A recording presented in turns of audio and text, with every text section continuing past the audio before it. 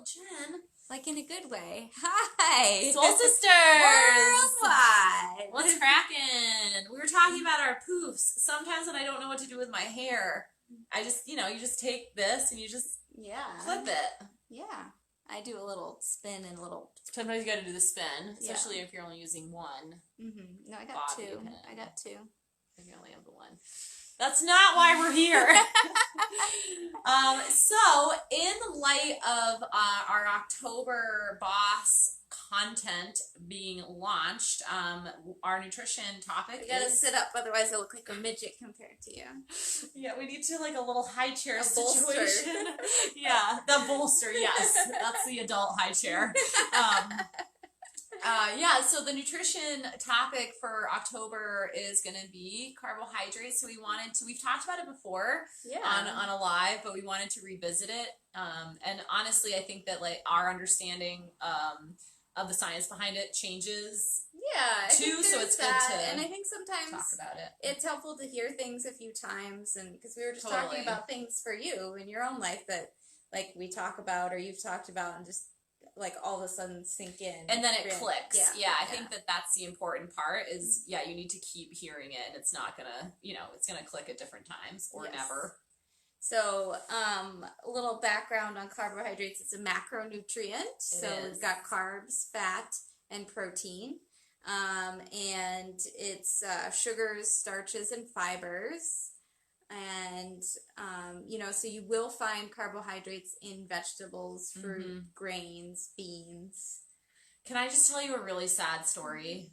Sure. I love sad stories. I mean, the news makes me cry every day, so let's make me cry some more.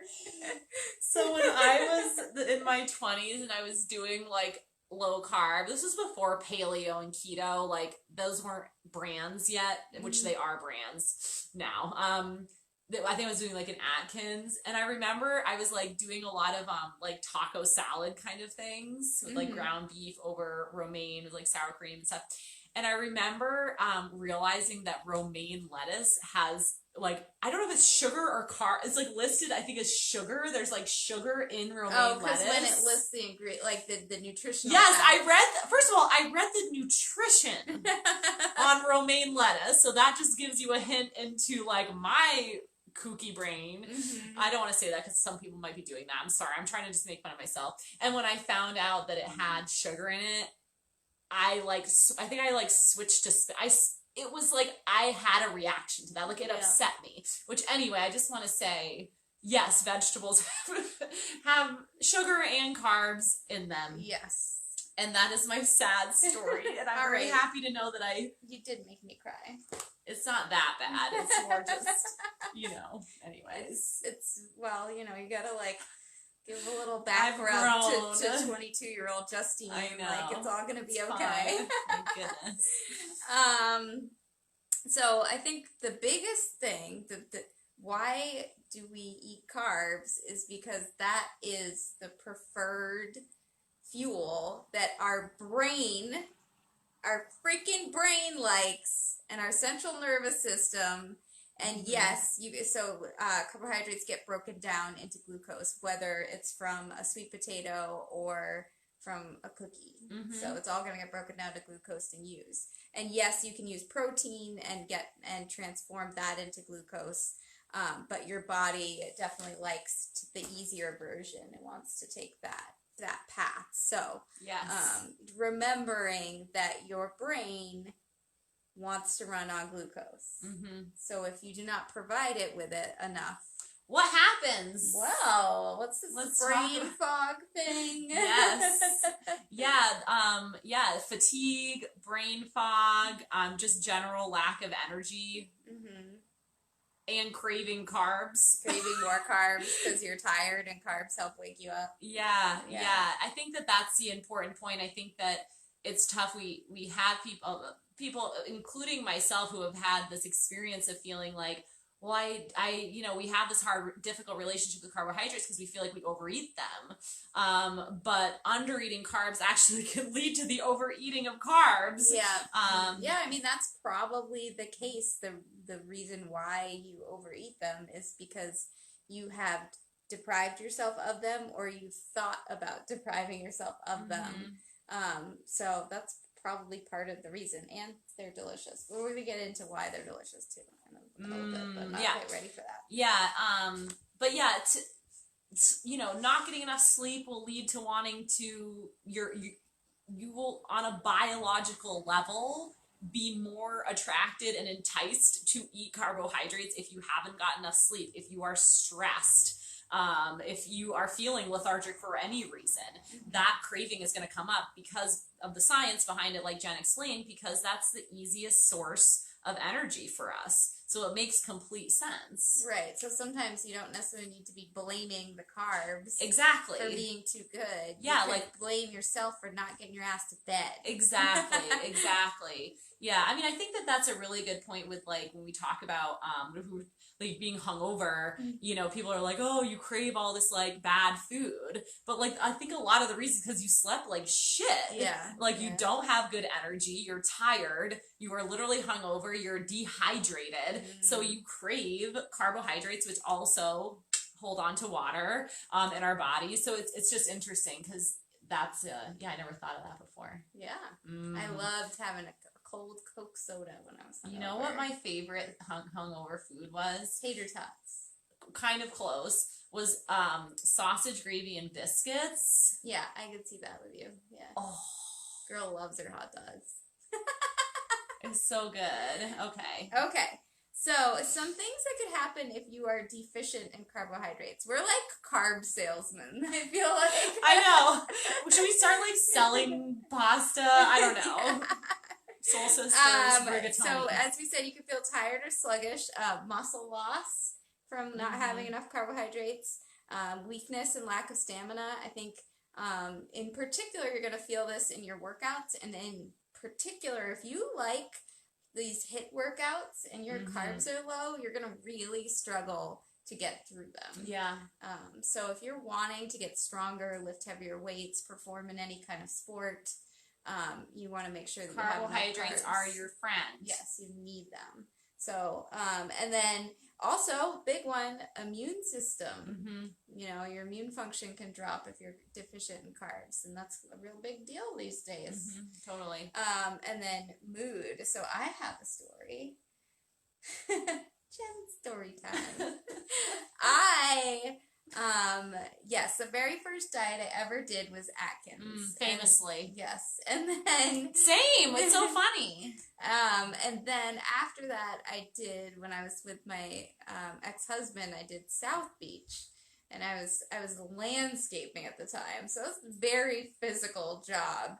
And I was so mean. He was just like, what is wrong with you? Like, my mood was terrible. Like, if it was a treat to have a red pepper in phase 1 of South Beach, because, you know, those red peppers are just full of carbs.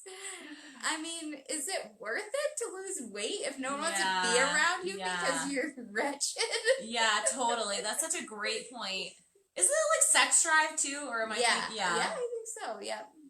Well, I mean, yeah, if you're in a bad mood, I don't imagine that you're going to be, like, also wanting to Yes, get well, into and it. Also, as far as hormone goes, your thyroid function can drop down, cortisol can go up, testosterone can go down, which that will affect sex drive. Yeah, and it can even go so far as to affect your periods and cause you to, like, lose your period or have infrequent or irregular periods.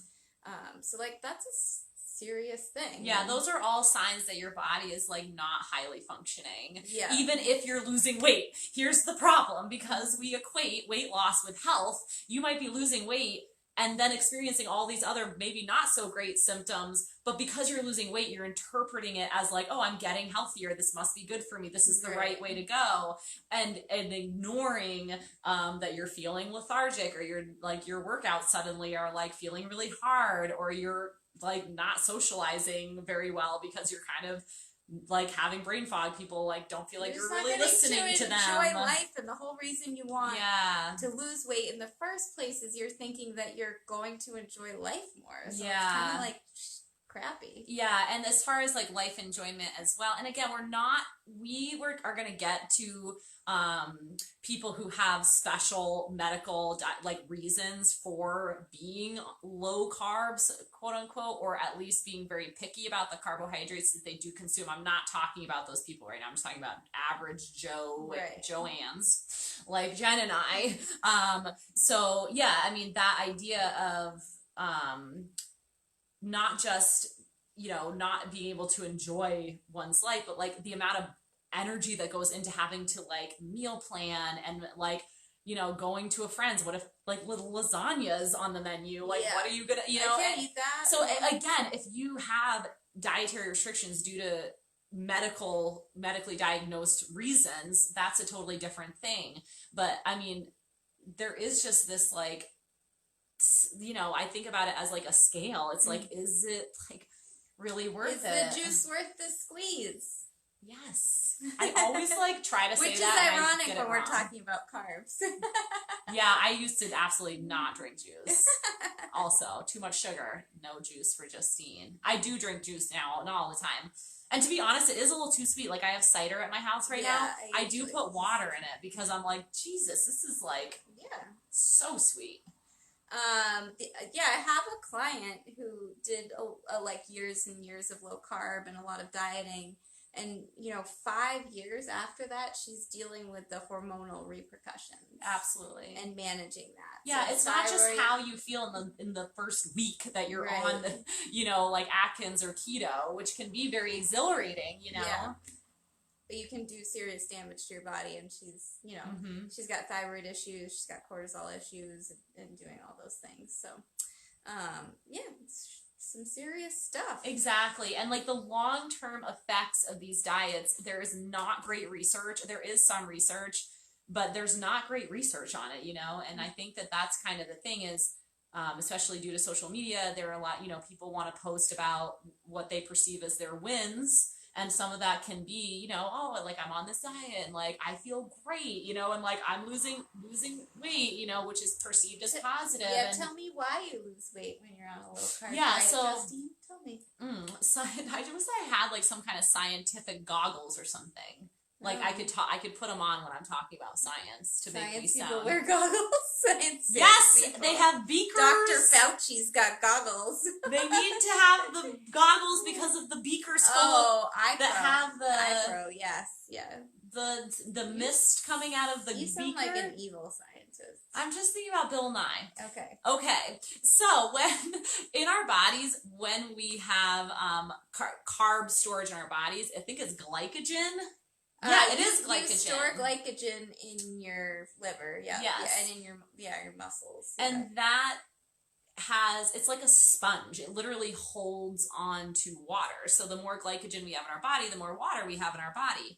And when we go into our first week of, let's say, keto, Atkins, whatever, and you're having that major restriction on carbohydrates, our glycogen stores are depleted. Therefore, the water in your body is decreased, and therefore, within the first week, you can lose up to 5 pounds of water weight, which is going to be really exciting, right? Because why are you on the diet in the first place? Maybe it's just because you feel bloated. Maybe it is because you want to lose weight or whatever. And so that is one of the very enticing things about low or no, almost no, which is what keto is, carbohydrate lifestyles. It's not a lifestyle, sorry. It is a diet, but people talk about it as a lifestyle, right? It's like, oh my God, how exciting is that? You're not only feeling different, might even look different in your tummy, and then you get on those scale. Oh my God, already 5 pounds lost, right? But that first week is not, you cannot base the success or the benefits of a diet on the first week that you're on it. Yeah. But that is when people really like to post about it. And so conversely, you may have noticed that you could eat a very carb-rich meal and then get on the scale, and the scale has gone up, and that's very frequent where people freak out. Oh my God, I gained 3 pounds. So for every gram of carb that you have in your system, you're going to hold on to an extra 2 to 3 grams of water. Mm-hmm. So if you do have like a heavy carb meal, there's probably been a lot of salt consumed with that. And so those two things have caused you to retain extra water and have caused the scale to go up. So yeah, you did not gain 3 pounds of fat overnight. Exactly. So this is probably a good segue to kind of, I think, to talk about when we talk about like carbs or bad carbs or unhealthy, it's not always, is it not what it is combined with? So like, I think you should talk about that a little bit. So a lot of times I see in there like carbs, including yada, yada, yada. So looking at a potato chip, a potato chip is is potatoes, carbohydrates, but it's also carbohydrates that have been fried in fat and covered in salt. Lots of salt. So oftentimes it's not the carb by itself, but it's that amazing combination of carb, fat, and salt. Exactly. That make something delicious and make it very challenging to stop eating. Right. It's like if you had like fried pickles. Like pickles, we know, like it's not like, you know what I mean? Yeah. It's like it's still not, and it's because of the deep frying and the salt and the fat and etc. Even pastries have butter in them and cream in them as well, so it's not just the carbs. Yeah, it's not the flour that's in your croissant. Yes, that makes it kind of like, okay, like a piece of bread here or there, some potatoes, some sweet potatoes, even pasta. Like it's on its own. I think it's a little easier to stop when full. Oh, absolutely. Yeah. I mean, hyperpalatable foods, unless you are really in a good place where you are very clear-headed, you don't have a lot of stress, you are not distracted, like who has all that combination, it is it can be really difficult to just, have a serving size of potato chips or whatever because of the hyperpalatability of those foods. Do I then say, okay, well then just don't have them? I don't recommend that, but we're not going to talk about that today, but I do not recommend that because that will lead to its own issues. If you're banning certain foods, again, we're not talking about people who are, have foods that, for a medical reason. And in the comments, we have a few people, our soul sisters that have autoimmune diseases. And so sometimes gluten or other grains or sugar might cause more inflammation for them. And so they may want to stay away from them, or people have like yeast overgrowth and things like that. So what they eat or intestinal issues. I mean, even I've known people that might have IBS and things like that, and too much fiber is too much for them. So sometimes like white rice and plain bread feel better. Hi, Cassie. Yo. Are gonna feel better than like brown rice or like a really like whole grain bread. So this is where we get into the idea that this is your time to figure out what works best for you. Exactly, yeah. Whether you have a medical condition and you have to work with a dietitian and a doctor to figure out what works best for you. And if you do think that you have like a gastrointestinal issue or like go to a freaking doctor. Don't try to self-diagnose. Yeah. See a professional because that can be very serious. Yeah, absolutely. But don't try to create something that's not there too. Like, I mean, let's appreciate this is actually, hi Cassie, this is a very small percentage of people. Yes. So the chances that that's you are slim, but if you feel like that's you, then, look into it, but don't diagnose yourself. Yeah. Another sad story, not sad, but that I had really convinced myself that I was gluten intolerant. That was another thing that I did in my 20s because, I would eat gluten and I would feel really bad. But what I was really doing was I was trying not to eat any pasta, which is one of my favorite foods. I was trying not to eat it. And then when I did eat it, I would eat half a box of penne, on my own. And then of course, that's not going to feel great. That's probably 4 times, the serving size. Not that that's end all be all serving size, but I'm just saying if you ate 4 times the serving size of most foods, that would probably, not make your stomach feel great. So what I learned, through intuitive eating was if I actually am, eating it's that's, I don't have a gluten intolerance. consequences, man. Moral of the story. Right. But it was kind of easy to say that and to believe that, because then I had a really good reason to ban pasta and ban bread. Oh, I can't eat those. Like, it made it easier for me to create that rigidity. And then, here I am eating pasta now, and it's totally fine. Oh my God. Yeah. Yeah, I think I kind of feel that way with dairy. Like, I was, like, if I've had those times where I've eaten cottage cheese every day and, like, I start to get, like, a rash on my hand. Oh my God, I remember that. Yeah, but if I, like, have cottage cheese one day, then it's fine. Or I have, like, a couple yogurts a week, it's fine. Yeah. It's just, for me, I find if I eat it all the time that it's not great. So, yeah, so I think when it comes to carbs, it's finding out what's right for you. But in general, if you're really active, if you're working out a lot, you probably are going to need more carbs. Totally. And if you're fairly sedentary, you might not need as many. Not to say that if you just feel like having something, like, you should have it. It doesn't need to always just be about, like, the science, the nutrition science behind these foods. Yeah. I mean, if shit's gone real bad and having some comfort food is a way to soothe yourself. I agree. And I mean, I would say, and I hope this doesn't overstep, but if you are really finding yourself like having these major cravings and like having a lot of like binge eating or overeating on certain foods, like maybe like go to some counseling and stuff. Like, it's most likely that there is a little, that you're seeking pleasure and comfort and a feeling of soothing.